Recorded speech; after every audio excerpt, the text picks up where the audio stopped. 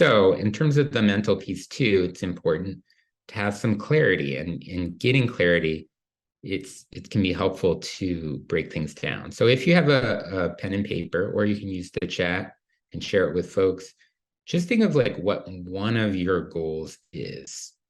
It can be specifically in job searching or career oriented or anything you want to share, and go ahead and write that down for yourself. And if you want to share it in the chat, you're welcome to. Just one goal. This is a good question to think of generally, but it doesn't need to be long. It can be something concrete. Okay. So once you've written that down, excellent, Crystal. That's awesome. I'm going to be a college president. Super goal. So next, this is a little bit different. Thank you, Krishna, for sharing. Yeah, take some courses to further my skills. That's very concrete. Like, what can you do like tomorrow to look at courses potentially? And is there one you could sign up for? The next question is, what do I want? I think, and I've been guilty of this too, when we're job searching, it can be easy to think of, well, what can I get? What's the next job I can get, right? What's practical? And sometimes you have to think about that because you might have some, immediate need. But keeping in mind, what do I really want to do? It was a long process for me to become self-employed, to, be coaching and consulting. It was a lot of years doing some jobs that weren't quite right for me, but I kept networking and going to different things and finding out about organizational development and getting my coaching certification. And it was a long process, but it was tuned into what did I really want, and that's an ongoing question. I think it's important to think of for life. Thank you, Lisa, for chiming in. Finding a job I love where I make a difference. That's great. And that's very specific. And certainly some employers will really respond to that because not everyone wants that, right? Sometimes people are looking for other things at their job where that isn't valued. Financial security and job satisfaction in a position that uses my skills and education. That's great. Very specific.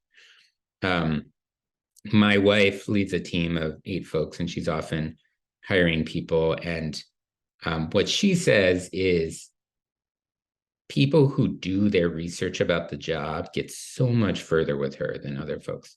So a lot of times people will show up and they'll say, oh, I'm great at this. And she'll say, well, how do you think that fits into our team? And they can't answer, right? Or they don't really know what's involved with the job, or they don't ask specific questions about the job. And they just say, well, I'm sick of my own job and I want to switch, or I really want to make more money, or whatever. You want to be able to show how you can help the team, and focusing on what you want can help you, I think, get to some of those employers. And then let me see if I can click to the next thing here. There we go. What won't I do? Right? I think that's a helpful thing to narrow down as well. Sometimes we just think we have to have this huge, we have to have this huge thing where we're like casting this wide net, and it's just too much. It's too much to break down. Certainly in the work, that I do as a self-employed person, for a while, I was really hesitant to turn down any work because I'm like, well, I need to make sure I get enough work. But that wasn't working, right? Like, people needed to be a little bit clear about exactly what I was doing. And I didn't need to be spending time doing things I didn't want to do, like, especially if they didn't pay well, because I could have been spending that time seeking out the work that was right for me. So figuring out the jobs that you just won't do, right? Like, I considered law school when I was younger. And luckily I kind of thought through that process. I should not be a lawyer. That is not the right job for me.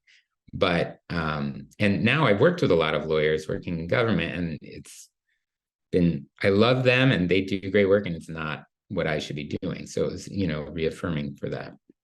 Thank you for folks who chimed in about what they want and what they don't want. It helps to really focus in on that and what you don't want to do. For purposes of time, I'll keep moving. This last one. What do I need? Notice that's not the same thing as what I want. I think it's easy for people to get those things confused, right? Sometimes, and it's easy. I think it's important to have both on the table, but what do we absolutely need? I think something that helps me with, emotional ups and downs is making a gratitude list and really focusing on like, what are the basic things that are supporting me in my life that I have a lot of gratitude for? Because especially when you're like looking for a job, you're thinking about, you can think about, I don't have a job. What don't I have? And that can really be, a difficult process to go through, and you can get resentful. But focusing on gratitude and what do I need? And do you have those things you need?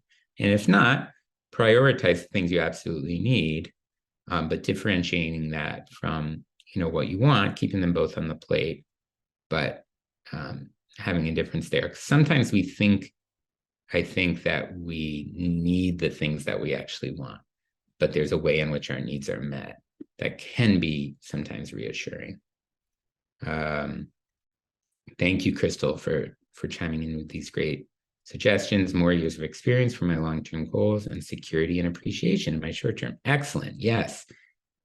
Focusing in on the things that are so nurturing. Cleonia said, I want to connect with purpose and passion and make money while doing so, hopefully making positive difference for others. Absolutely. And sometimes that can be a combination of things. So for instance, for me, I worked at this previous employer full time that I worked there a long time, and there were some positives to it for sure, but I just felt a little bit trapped there.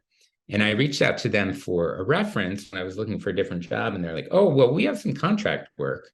And my first thought was, I don't really want to go back there. I had this whole shift in identity and I don't work there anymore.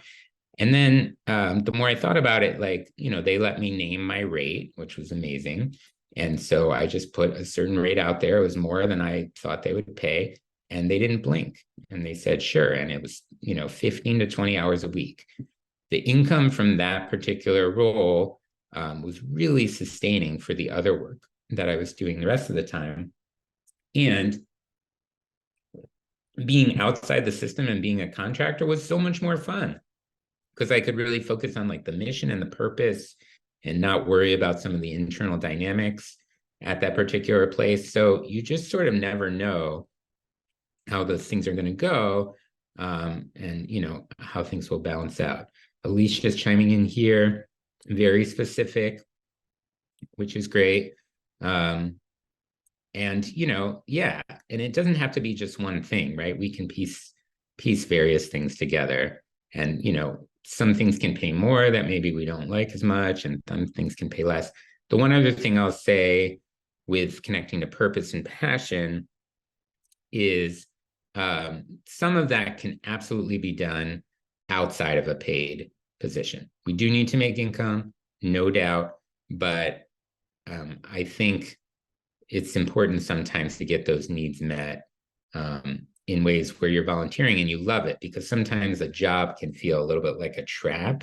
And especially if you're getting all your sort of purpose and passion from that job and something goes wrong at the job, it can be really devastating. Whereas if you're doing that out of your own initiative, it may not be the same.